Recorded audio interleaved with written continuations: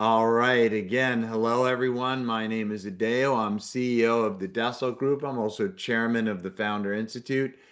And I'm here today to answer any questions that you have about venture capital, etc. Before we begin, we don't have any questions yet. You can pop them in the Q&A. Let me just cover some things that are going on in Decel Group and VC Lab, and then as well as some interesting things in the industry to open things up. So we're currently now have admissions open for VC Lab Cohort 19. We have named this program or cohort, as we refer to it, uh, faster than ever. And the reason we chose faster than ever as the tagline for this cohort is we're at a point now in venture capital where you can have a desire to start a fund, right? So and really not much else. So not a lot of progress with the thesis, not a lot of progress with limited partners. And we're seeing people launch their venture capital fund from interest to capital in the bank in now 4 months or less. And before some innovations that we made, and I'll talk about them in a second, we were seeing 6 months or less, then 5 months or less, and now we're at 4 months or less. And I think with this cohort 19, we may even be able to get it to 3 months or less. So you have this idea, maybe I want to start a fund, and in 3 months or less, you're going to have a fund capable of investing in startups. And I'll talk a little bit why that's possible at a moment. And I see the first questions coming into the Q&A, so don't forget to get your questions in. So I'm going to talk about why things are speeding up, but I also want to talk about why it's important to be investing right now. So why are things speeding up? We've done a lot of work to make it much easier to launch a venture capital firm and fund. And I don't want to make it seem like it's easy. It's not necessarily easy to launch a firm and fund, but compared to a few years ago, it is dramatically easier. So one major innovation that came out recently is called the Start Fund. You may have heard or read about it. It allows you to launch the actual fund in less than one business day with no upfront out of pocket cost, no mandatory capital requirements, really nothing that is required in the market today. So there's some vehicles out there that allow you to launch very quickly, but they cost money or have other mandates. And so this idea that you can have good, fast, and cheap when it comes to launching a fund has never really been possible before. And we did that with the Start Fund. So that reduces a huge barrier of entry. And I'll tell you why. Because previously it was 3 months and at least $50,000 to get a fund off the ground. And now it's again less than one day and no money down. And so that consolidates the time quite a bit to get off the ground. We've also created a lot of amazing AI tools that allow you to develop a thesis using AI. The AI can help you grade the thesis and really work it to the point where it's quite good. We've created tools that you can then take your thesis and your idea for your fund and practice pitching it so that you can get feedback on it from the AI before going out and getting feedback on it from your network. We've created tools to help you identify limited partners in your network to reach out to and add them to a pipeline and very easily follow up with them contextually. So there's just a range of really powerful AI tools available to you today that make actually taking a good thesis, even creating a good thesis and taking it to market much easier, right? So it's easier to form and launch the funds. It's easier to get all the legwork done to start the funds. And as a result of these and other innovations, it's just taking that time frame down and down and down. Eventually, I would like to see that if you had an idea to launch a fund, that you might be able to get it off the ground with capital in the bank in 4 to 6 weeks. Right now, it's, you know, definitely less than 4 months, but I'd like to see that be about 4 to 6 weeks. And I think we can get there. So I see more and more questions coming into the Q&A. So let me just finish on this cohort 19 introduction and some other news in the thing. So we're really excited about cohort 19 because it's going to help managers around the world. We've helped people launch funds in over 90 countries. I think it's approaching 100 countries now. So faster than ever. And so I encourage you, if you're serious about doing venture capital full time, you should be entering the VC Lab program. If you're not thinking about doing venture capital full time, then you can apply to launch a start fund directly. Maybe you're running an accelerator and you want to fund on the side, or you're doing something else like working at a large company and you want to do some venture investing on the side. The start fund can be a great vehicle for that. And we let me talk why now is an important time and why we think venture capital is important, and I'll jump over to your questions. It's We're starting to see the signs of um, growth in venture capital, right? So the way venture capital traditionally works, and there was like a 10-year boom, so this didn't happen for a while, but the way traditionally it works is there's some sort of reset. Valuations go down, more and more people start companies, lots of people get laid off, they go into the entrepreneurship market, and then that creates this momentum. That momentum creates opportunity. Startups start growing, etc. And you invest at the dip, and you harvest as the startups grow at the top of the market. So 2021 was definitely a top of the market period, whereas people were like making lots of money on SPACs. There were exits happening. Tons of money was being poured in privately or secondaries and all this stuff. So there was just a lot of money flowing into entrepreneurship and venture capital, and a lot of money coming out of entrepreneurship and venture capital. And then all of a sudden, the effects of the pandemic, coming out of the pandemic, et cetera, happened, and there was a dip. And we're on the kind of tail end of the dip right now, right? It feels like things are starting to pick up. So this is one of the last best times to be investing as momentum starts building, valuations get higher, exits start happening, and you're now in the harvesting period. So I believe, and it's always the future will tell, it's very difficult to know when you're in the moment if it's where you are on that curve. We definitely were in a dip. We're definitely coming out of the dip. It's not clear, how far out of the dip we are yet. That's something that we'll know in a few years' time because you have to look backwards to tell. But we're coming out of the dip, which means that it's still a great time to invest, most likely. And you should, if you're thinking to start a fund, every minute that you wait, you're missing opportunities to get in when valuations are low and opportunities are high. Okay. So it really is an important time right now.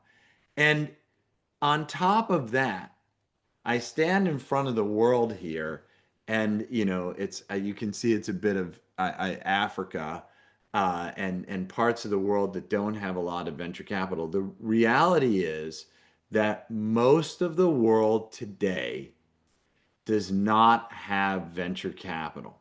There's only around 50 cities worldwide that have decent venture capital ecosystems, and around a dozen that have really good venture capital ecosystems out of 500 cities that are considered large worldwide.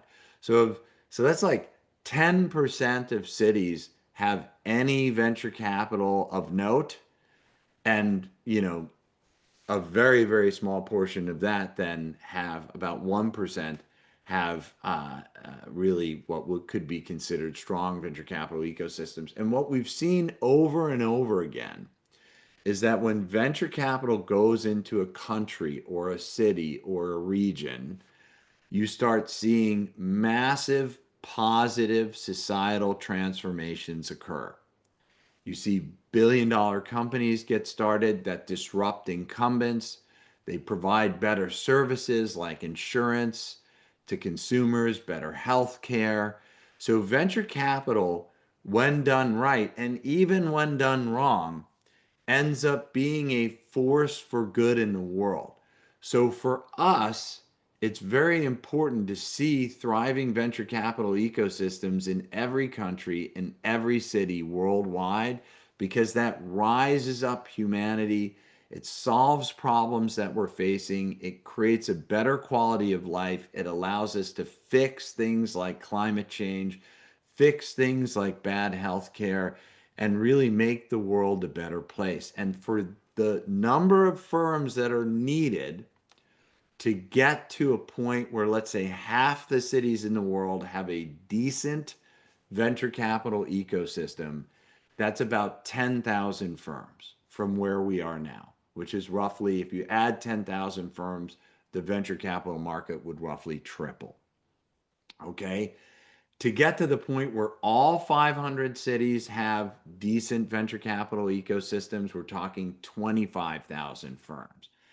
And that means there's a lot of room to grow. A lot more people need to be thinking about launching firms and funds, and we're going to try and make that as easy as possible for everyone here. All right, let's turn to some of the questions that we have. So you can really ask about anything. And if you do me a favor, you can also upvote questions that you have. I see we have some great ones. If you put the upvote in, I'll do the most upvoted ones first. Bianca's asking, does the program have a fee? Also, do the funds have to come from internal efforts, or would it work to raise funds externally? Okay, so no, the venture uh, capital training program VC Lab that we run is really a firm launch program. So you learn a little bit, but you do a lot of work. The program is 100% free. You literally don't pay for anything. There are options if you want private office hours and really hand holding with raising money. We have a program called Decile Raise. It's invitation only, and that costs $2,500 because we're meeting with you every week, doing one-on-one office hours and things like that.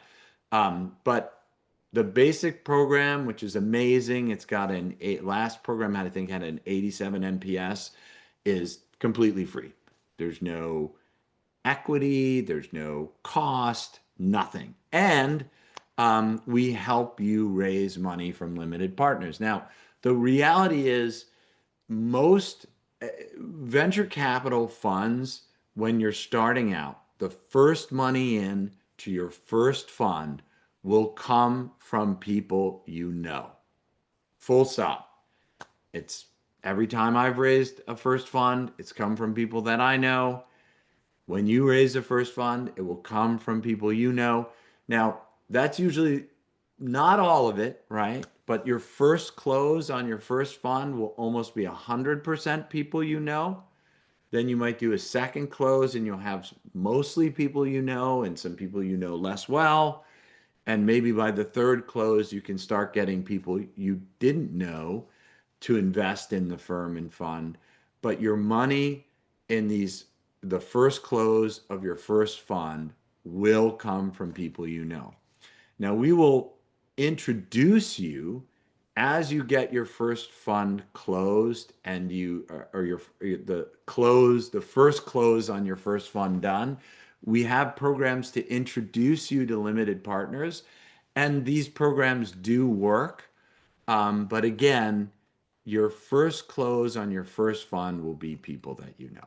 Okay. Lots of questions now, so I'll try and go a little faster.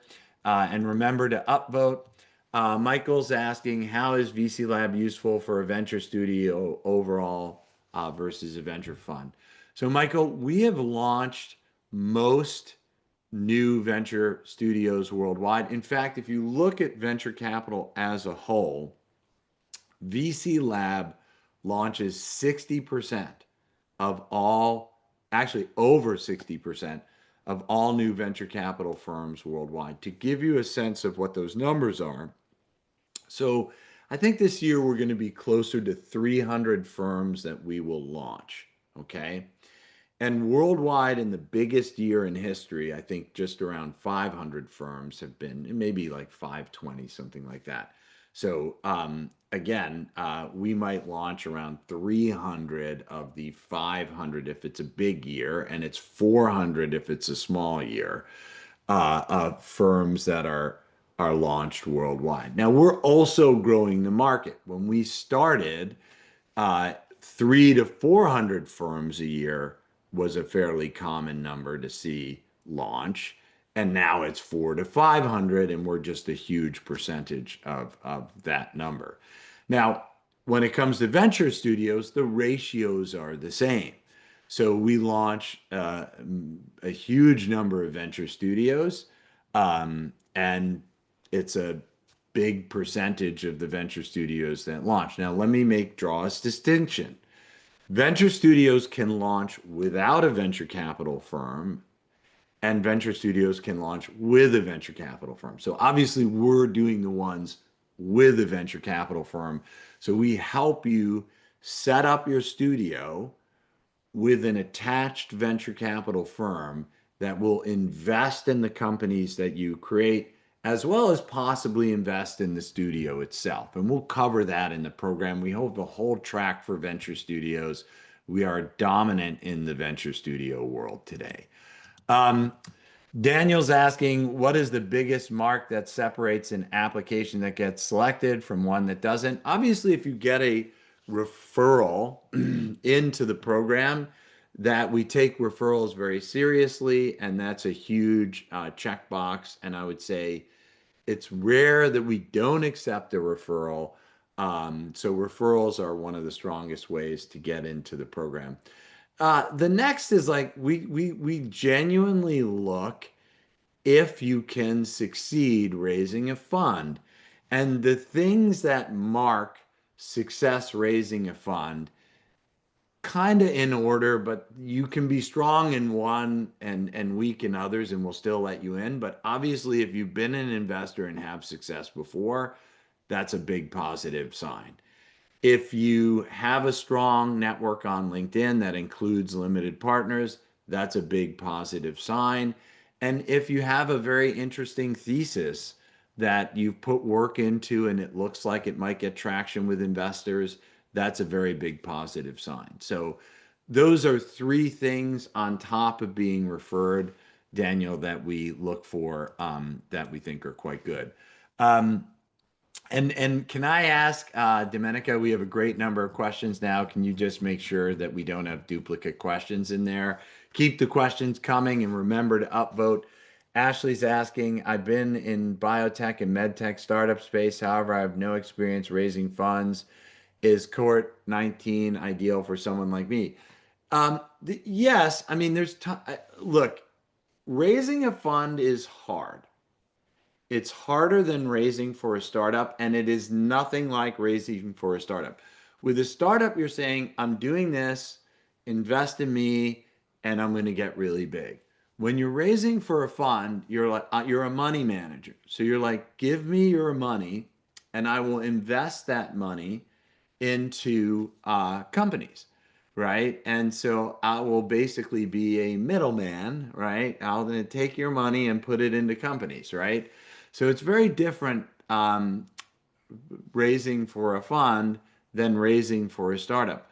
With that said, Ashley, the program is exceptional at taking people that don't have experience raising for funds or don't have experience even raising for startups and getting you ready to raise and actually getting you capital.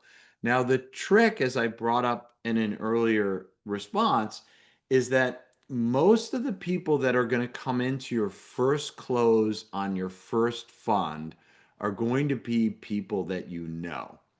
And so ideally, you know people from maybe where you went to college and people from previous jobs that you've had, et cetera, that have resources to make an investment in your fund. And that certainly will make the journey much easier. But we do help people with very little investing experience and very little fundraising experience close funds. In fact, we profile them all the time. If you follow me on LinkedIn, you can read about tons of people who are launching funds like you.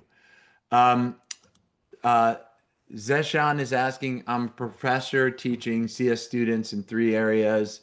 Um, Part of my class is I make the students team up and create a capstone project. The ones that are super ambitious may carry their project through past my course. For this reason, I want to launch a venture studio. Is this relevant to the course? Yeah, absolutely. Look, it may be more like an accelerator fund, given what you're saying, Zeshan. And you, but it could be a venture studio as well, one or the other. Um, I would say if given, I've certainly one of our top funds is exactly this. It's the Stanford Blockchain Accelerator, which is basically takes Stanford students and who are working on blockchain projects and puts them through an accelerator. And the companies that are coming out of that it has the highest ratio of billion-dollar outcomes that I have ever seen of any fund, venture studio, or anything else. Actually, it's just minting billion-dollar companies, and they created a fund attached to that, and they launched it through our program, and it's just like it's kind of insanity, actually. And we're a limited partner. We invested directly into that fund. We will invest in a number of our alumni funds. In fact, we have a mandate to that Decel Group. We have a thing called Decel Capital. Invest in the top 10% of firms coming out of our programs. Now, as I was alluding to in an earlier answer, we don't invest in your first close of your first fund, but we will invest in the second or third close once you have a little bit of traction. So if your accelerator slash venture studio is doing really great, we might back it. Okay, let's keep going and remember to upvote.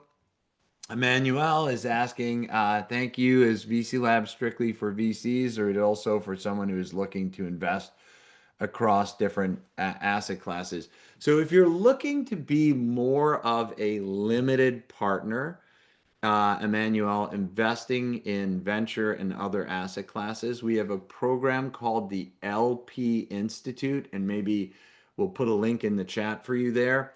The LP Institute is fantastic. It gives you all the tools and network to invest in the venture capital asset class as a limited partner. And for various people here, I am sure that the LP Institute would be a great next step for you. Natika is asking, what if you have zero knowledge of the processes of VC funds? Have you seen the learning curve issues with the cohort in the past that impact their ability to complete the program and launch funds? If you go to decelgroup.com/base, I could probably show it to you right now. We have a very good learning tool that will help you get up to speed fast. And why I bring this up is that you should have, before you launch a venture capital firm and fund, I would recommend that you do have some base knowledge of how venture capital works. So if you go to decelgroup.com/base, you're going to see something that looks like this. And at the bottom here, you're going to see Learn About VC 101. So you just click that. And what's really cool, guys, is this builds a dynamic course for you in real time based on what you want to learn. So, hey, what is venture capital? I want to learn a little bit about that. I click it, and it's going to actually start building a dynamic course in real time. The UI, the content is all being created right now. And it's based on up to date information in our databases about what's happening in the world. So, this is, you can't get a more up to date program to learn about venture capital than this, because it's literally pulling this in real time. So it gives you some information. You can do really neat things like take a quiz, generate dynamic case studies, explore more related questions. And so, question one: what's the primary way that venture capitalists make money from their investments? Interest payments, management fees, selling their equity stakes. So let's go for C, selling their equity stakes for more than they paid. Correct. Obviously that's a pretty simplistic quiz, because it's learning the basics. But as you move into more advanced topics on the curriculum that's dynamically generated, you'll learn more. So I would recommend, yes, the program will help you learn, but it's not a learning program. It's a launching a fund program. So if you want to learn, we have a program called the Venture Institute. Maybe we'll put a link there in the chat.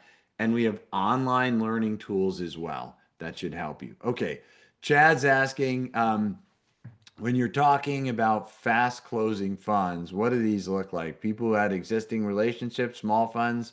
How long does it take for a hardware focused fund one?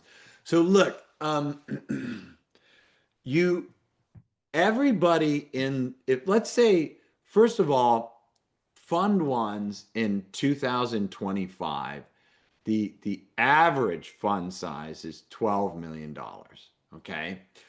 And what that means is that there's $2 million funds and $50 million funds. And when you average them all out, comes out to around $12 million.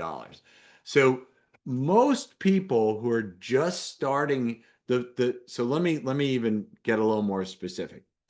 If you've worked in venture capital and you've done funds before as a partner or whatever, you can start a new venture capital firm and a new venture capital fund, and that fund might be $50 million, right? Because you've done it before, you have returns, you know LPs, etc. Okay. If you're just coming into venture capital and you've not done it before, your fund sizes are going to be much smaller. They're going to be $2 to $10 million. Okay. And whether you're doing a $50 million fund or a $2 to $10 million fund, what you do is you raise that fund over 2 years, Chad. So you usually will do a series of successive closings. You'll do a first closing, then you'll do a second closing and third closing, and you'll meet LPs and close on them. And you'll usually raise it over 2 years. Sometimes it takes people 4 years. We try to get everyone done in 2 years. So you want to raise your fund over a period of time. So back to your question, how long does it take? My goal is to see everyone be able to do a first close on a smaller fund in 4 to 6 weeks. Right now, it's taking a little longer, 3 months or less, or 4 months or less, but in the 3 month range. But I'd like to see that get to about 4 to 6 weeks. And you will raise that, as I mentioned, from people that you know. So one of the most important things you can do is have a network. And then whether it's hardware, software, or anything in between, that really doesn't affect the timing. Let's keep going with some other questions here. Remember to upvote everybody.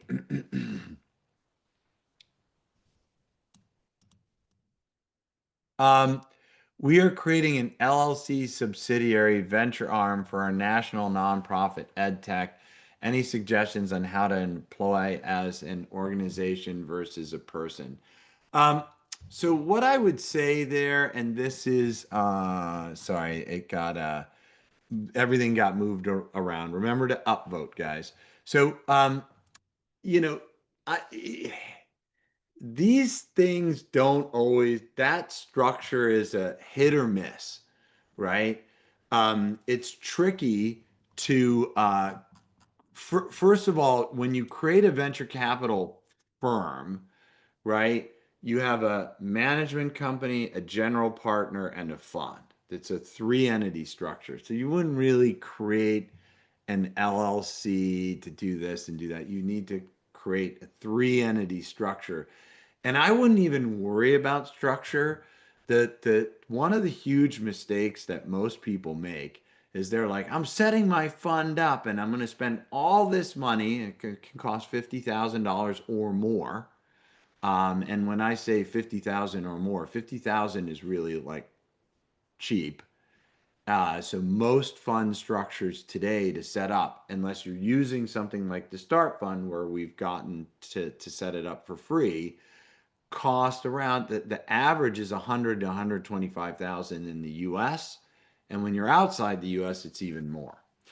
But so that's the average, 100 to 125,000. So that's the last thing that you do. You set up last, right? The first thing you do is say, what's the thesis of my fund? The second thing you do is you go talk to people about your thesis. And the third thing that you do is you get commitments. And once you have a thesis, once you have talked to people about your thesis, and you can't talk to everybody about your thesis. You have to talk to people you know, because there's laws around general solicitation about what you can and can't say to whom. So you have to talk to people that you know, and you have to believe that they have money to invest, and you get their feedback. And some of them will be like, hey, this is really interesting. I want to invest. And then you start saying, oh, my thesis is good because I have interest to invest. And once you have interest to invest, and only when you have interest to invest, that's when you think about structure. All right. Let's keep going here. Hajar is asking, what structured program or resource exists to help someone new to venture capital learn the full process of building a fund from 0 to 1 step by step? Um, so I just showed you this AI tool at decilgroup.com/base. It's absolutely free. That is the single best tool in the world today to do it because it's updated in real time. We have a knowledge base on how to build firms and funds that we update every day, and that feeds the LLM that builds the training in real time. So that is by far the best. The next best thing is, which is also great, is something called the Venture Institute, a program that we run. It's to learn about how venture capital works. And then when you're serious about launching a firm and fund, if you're doing it part-time, you can just launch a start fund. If you want to do it full-time, you can go into the VC Lab program. And some of the other questions you asked, Hazer, we've answered, so I'll move on to someone else. Um, Dennis is asking, I'm a partner at a VC fund based in Brazil. We currently manage two funds with 50 million AUM. Our LPs are primarily local family offices, which is not uncommon. We're planning to launch a third fund targeting 50 to 100 million and are looking to expand our investor base. Um, so yes, is this program. So the VC Lab program has something called the Emerging Institute, and it's kind of a sub program. It runs at the same time, and it's for people working on Fund Two, Fund Three, and Fund Four. And so if you're working on Fund One, you go into the traditional VC Lab program, and that is one of the best programs it is the best program in the world, full stop. Emerging Institute is for people, again, working on Fund 2, Fund 3, Fund 4. So you just apply to VC Lab and we say, oh, you're a little later. We'll put you in the Emerging Institute. The Emerging Institute has a 100 NPS, which I make the face because it's horrible. It can only go down. I'm sure it will go down because 100 NPS is ridiculous. But we train you on how to go after, or we help you to go after larger limited partners. So you'll meet very large limited partners that are writing huge checks in weekly sessions. We'll work with you to prepare your materials. So the Emerging Institute is a fantastic program for people like you, Dennis. Navneet, hopefully I pronounced that right, is if someone doesn't have a network, how can they raise their first round of funding? You can't. So what you should do is, if you don't have a network, there are ways to build a network. So you can go into the Venture Institute learning program. And at the end of the Venture Institute learning program, the best participants in that, and we have like thousands of people apply to the Venture Institute. At the end of the Venture Institute program, there's a opportunity to do a residency either with a VC firm or with an accelerator like the Founder Institute. And you'll learn all about deal flow, you'll build your network. So you have to have a network to be a venture capitalist, okay? Full stop. You need a venture capital, you need the network to raise from limited partners, and you need the network to get deal flow. So you need a network for deal flow and for limited partners. If you don't have a network, you must build that network to work to launch a VC firm and fund. Full stop. All right. Still great. Lots of questions. Thanks for letting them come in like this. Sandra's asking, can you briefly talk about how you first started and what you learned, what worked for you, and why now is a particularly good time? Look, I've been doing this for a long time, Sandra, so I'm not sure that my experience is super relevant. I started as an entrepreneur in 1994, and I had two separate billion-dollar companies by the time I was 30 years old. I also served on the board of the X Prize Foundation. I created the Safe Note. I launched, Founder Institute Accelerator in roughly 300 cities around the world. I launched this company, which trains most venture capitalists. I've launched roughly 15 separate, maybe more now, 16 separate venture capital funds, including fund of funds. And I've helped, before even doing Decile Group, another dozen, including some really top firms and funds worldwide launch. So I've got like a ridiculous amount of experience. So it's not, I don't know if I'm a prototypical anything in venture capital, but I'm just trying to help, right? Because I've been through uh, and achieved some notable success. Of course, you could always be more successful. Uh, one of my best friends is Elon Musk. He's super successful. I'm certainly not as successful as he is. So, long way to go to catch up to him. But there was a time actually I was more successful than Elon, though that time has passed. But back to your question, Sandra. So, what I would say in terms of things that you can, why now is a great time is, as I opened in the beginning, we're at this point coming out of a dip when it's really the best time to invest. And we're coming out of the dip on with a phoenix of AI that's really going to transform the world for the better. And I know there's a lot of things being said right now that, oh, maybe AI isn't as great as everyone says. That's just not true. AI is going to create trillions of dollars of value. And so if you get into a winning company today, there's a very high likelihood that you could see 1,000x return. And if you're lucky, you could have maybe two portfolio companies when early stage investing that you could see multiple 1,000x returns, and really just get historically high venture returns. So I feel we're in an era where that's possible. The last time it was possible at this scale was in the late 90s, and I feel we're in that phase again. And venture's been a top performing asset class, and I think we're at a point where it's going to really be an extremely top performing asset class. Um, Chad's asking, who is the ideal VC Lab customer? If you go to govclab.com, I'll just show you where you can see the answer to this. So you can see uh, that's if you go into for VCs here, VC Lab overview, right? It will talk to you about who, right? Program requirements, vision, if you curriculum benefits. So you can read all about this, um, the format, benefits. Uh, I believe there's a section um, that says the types of people who could apply. Um, but you can read all about that, Chad, on the website.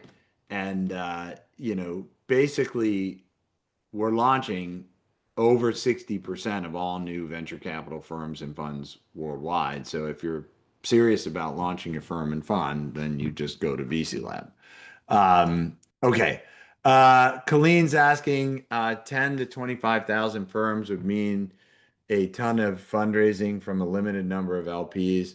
Yeah, that's wrong, Colleen. So right there are dozens of millions of LPs in the world today, right? So in America alone, there's 20 million or so accredited investors. I can look that number up, but it's a big number. So let's look accredited investors in the US. And this is just like, um, and so that's a pool of investors. So let's just see. There's a lot of. I shouldn't have asked ChatGPT to produce this whole report, and I really don't need a report. I just need a number. But it's in the tens of millions in the U.S. of people who are defined as accredited investors, which means that they are allowed and have the resources financially to invest in venture capital without, losing everything, so to speak, right? So right now, most of the money that goes into venture capital comes from institutional limited partners. That's where, if you read, there's 300 billion a year invested in venture. The majority of that comes from institutional limited partners, endowments, sovereign wealth funds, et cetera, et cetera. Okay. In the future, right, most of the money that goes into venture capital will come from high net worths, angels, family offices, et cetera. Traditionally, those investors have been a minority of the dollars in the asset class. And there's a lot of reasons for that. The asset class is not very transparent. It's not very ethical. It's run extremely poorly.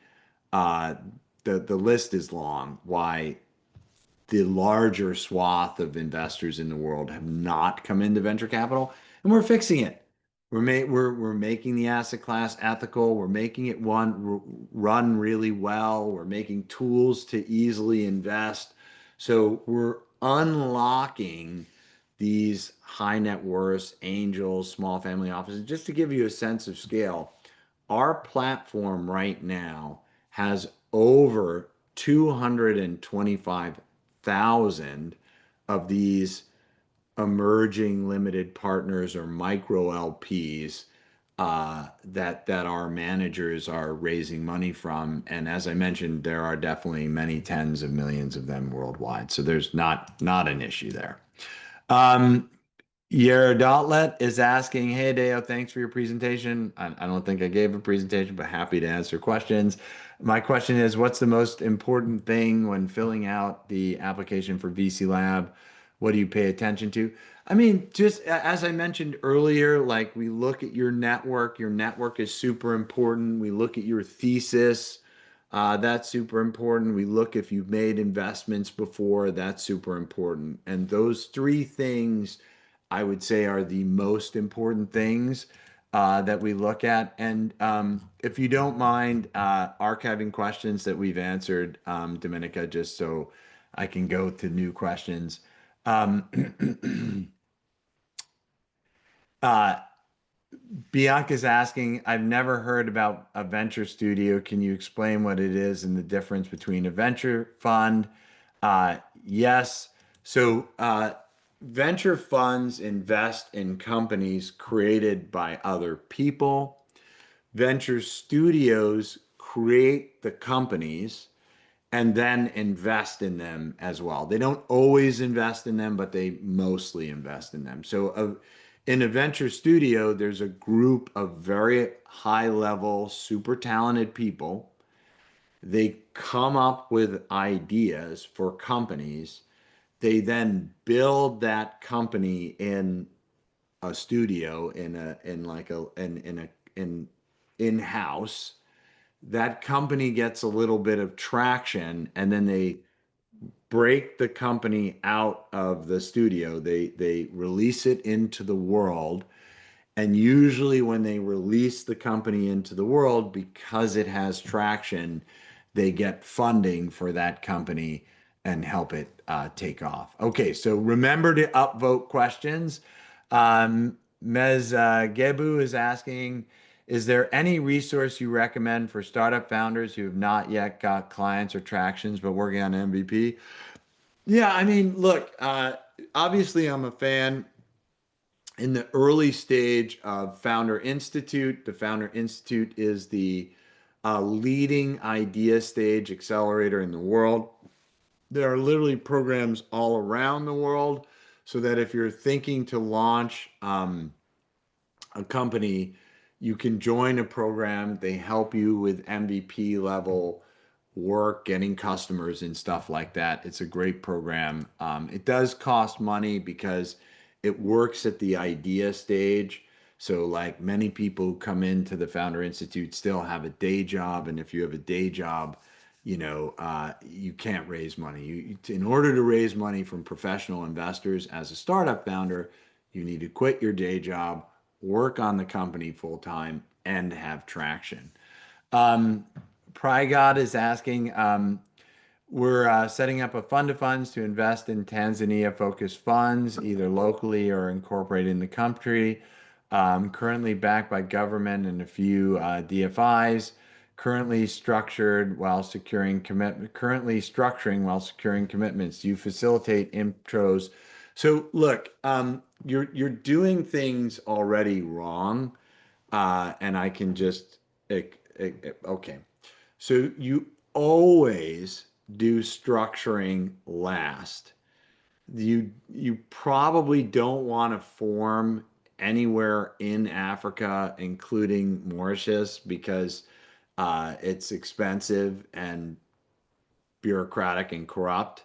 So most African funds set up in the US, but you always do set up last. Okay, everybody? You always do set up last. Last, last. And there are lots of people who are like, no, you got to set up now because they're trying to sell you something. Okay, I have set up services. So I'm not trying to sell you. I'm telling you, you set up last. You must get your thesis, you must get the commitments first. And once you have the commitments and the thesis, then you set up. I'll give you a simple example. It's truly kind of insanity to set up in Africa.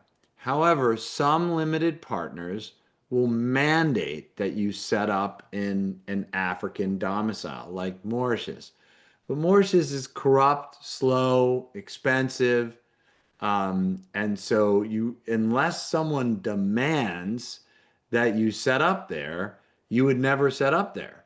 It would be like, hey, I'm going to buy this car that's a known lemon that was going to roll off the lot with a ton of problems. It's like, well, why would you do that? And we're like, why not? I'm like, oh, because you're dumb. You'd never do something stupid, so you would never set up in Mauritius unless you absolutely needed to. So what you do is you get this interest from investors. And if none of the investors that you have interested in your fund of funds wants you to set up in Mauritius or in Africa, then you set up in the US, which is like way easier, right? But if you get a big limited partner and they're like, I'm going to give you $10 million for your fund of funds, but only if you set up in Africa, then you're like, okay, fine, I'll set up in Africa. So you do set up last, okay? Just everybody here, setup comes last. All right. What would be the difference between Dessel Group and a traditional MBA for getting in the VC space? Yeah. The okay.